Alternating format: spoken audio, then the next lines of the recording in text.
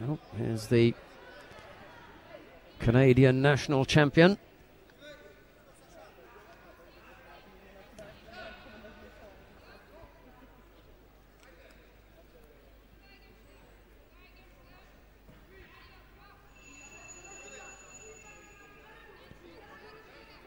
It never ceases to amaze me how North Americans can come to Europe and they can have such good contest records, medals in various tournaments, but when you look at the tournaments, they're all in North America. They just never seem to, or very, very rarely are they able to translate that kind of winning success overseas. You got a couple of exceptions right now in international judo, Ronda Rousey being one of them. I'd put Travis Stevens, maybe Ryan Reeser in there, Kayla Harrison, Nick Tritton of Canada, he's here. And then in the under 60 kilo category, Fraser Will and maybe Isabelle Latulippe. But for the volume of players that you send, if you thought that was a big list, for the number of players that come abroad from North America, it really is a little bit disappointing.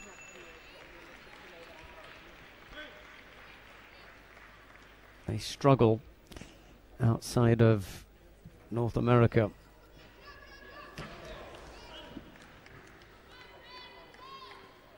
Wazzari from Martin Tiblin.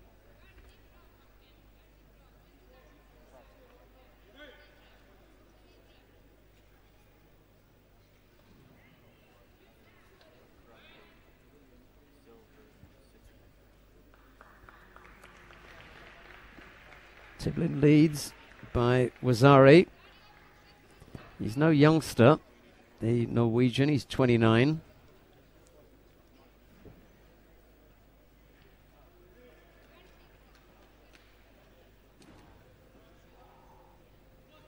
Coming on to mat 1, ladies and gentlemen, in the blue judo gi representing Ghana, Alex Anwango, and in the white judo gi from Great Britain, David Miller.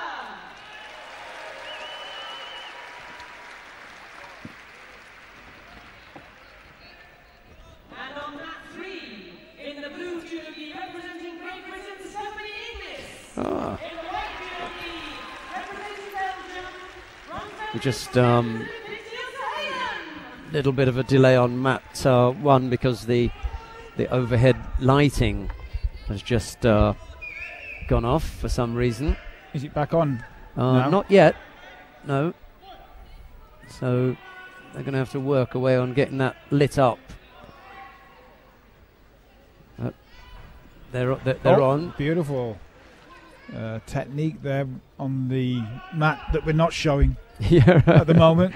on one. We probably shouldn't commentate on the matches our viewers can't see. It's tricky because, I mean, everybody that comes to judo on a regular basis knows that you're looking at 1, 2 or 3 mats sometimes, and the minute you look away, there's another ippon somewhere else. So you're tempted to let your eyes wander. We've got the under 73 kilo category here.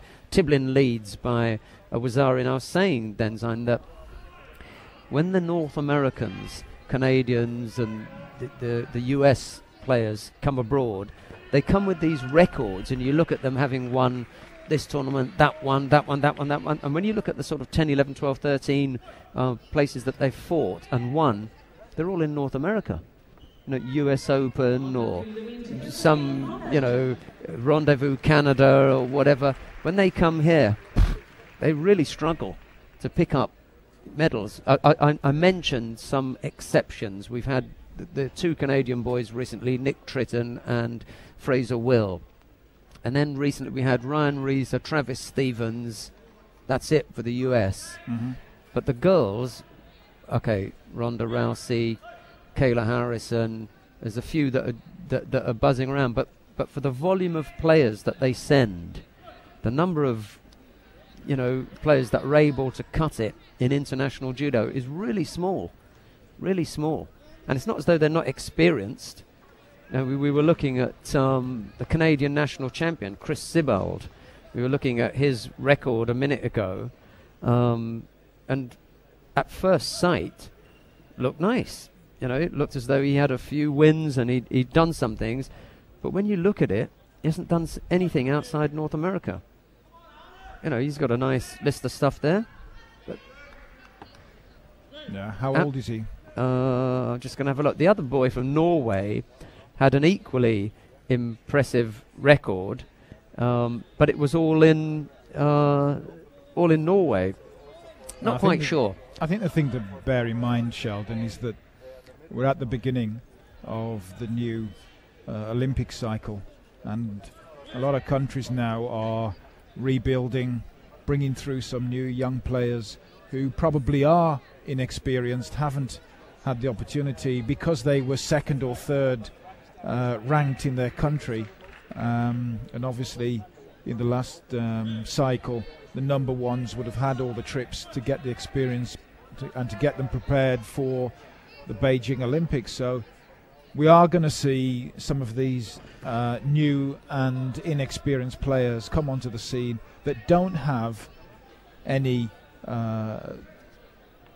wider international experience success beyond their continental sphere. Well, it costs a lot of money to travel, so it's in a way not surprising. As Denzine says, it costs a lot of money to get abroad. Could also be that you can't afford, as a national federation, to send 2, 3, 4 players to Europe.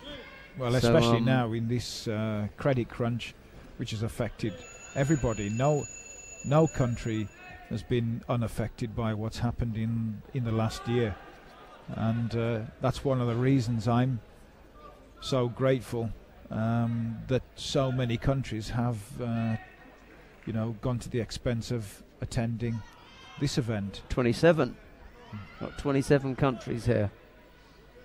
Really very good.